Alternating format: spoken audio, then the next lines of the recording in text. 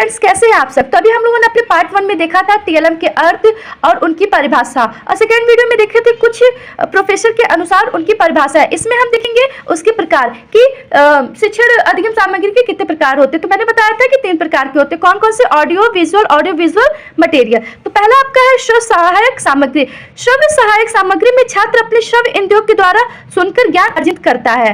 इसमें क्या है, इस सामग्री में क्या है कि जो छात्र वो सुनकर अपने ज्ञान को क्या है अर्जित करता है, जिसको मौखिक रूप से कहा जा सकता है। मौखिक उदाहरणों का प्रयोग प्रमुख रूप से सूक्ष्म भावों के शब्द चित्र खींचने के लिए किया जाता है, जिससे छात्र इसको आसानी से समझ सके और इसका प्रयोग जीवन के विभिन्न परिस्थितियों में किया जा सकता है। इससे क्या है कि जो छात्र है इस सामग्री के द्वारा सुनकर अपने जो भी पाठ है या टॉपिक है उसको क्या है, उसको समझ सके मौखिक रूप से सुन के।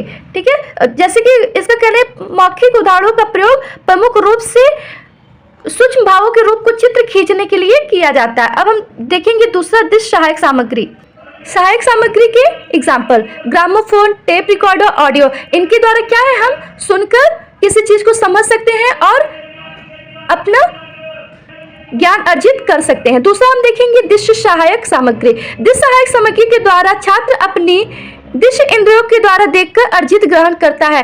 क्या है, देखकर क्या है ग्रहण करता है, क्या ज्ञान। जैसे कि श्याम पट्ट पे हम कुछ भी ब्लैक बोर्ड पे लिखते हैं या फिर हम बुक्स में या चार्ट में ग्लोब या चित्र के द्वारा जो कुछ भी हम देखते हैं, देखकर जो कुछ भी सीखते हैं वो क्या है, दृश्य सहायक सामग्री है। अब तीसरा आएगा श्रव्य और दृश्य सामग्री, ऑडियो और विजुअल सामग्री। श्रव्य और दृश्य सामग्री द्वारा छात्र देखकर और सुनकर ज्ञान ग्रहण करता है। मतलब इसमें क्या है, जो छात्र है वह देखता भी है और सुनता भी। देख सुनकर जो ग्रहण करता है, जो ज्ञान अर्जित करता है, वो क्या कहलाता है,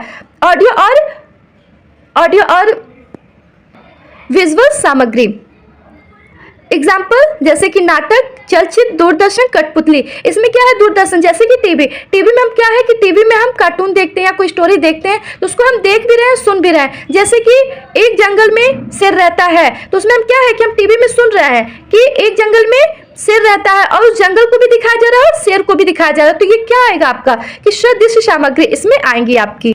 दूसरा टॉपिक है हमारा शिक्षा अधिगम सामग्री की आवश्यकता। कि इसकी आवश्यकता क्यों है हमें। शिक्षा को प्रभावी रोचक बनाने के लिए, कठिन विषय वस्तु को सरलता तरीके से समझाने के लिए, छात्रों में विकर्षण के प्रति रुचि जागृत करने के लिए, स्थायी अधिगम ग्रह प्राप्त करने के लिए, कक्षा कक्ष का वातावरण सरस करने के लिए, अमूर्त विचारों को मूर्त रूप से प्रस्तुत करने के लिए, शिक्षण में समय की बचत के लिए, छात्रों का ध्यान शिक्षण की ओर आकर्षित करने के लिए। आई होप कि आपको वीडियो समझ आई हो। मिलते हैं नेक्स्ट वीडियो में, तब तक के लिए बाय बाय। इसको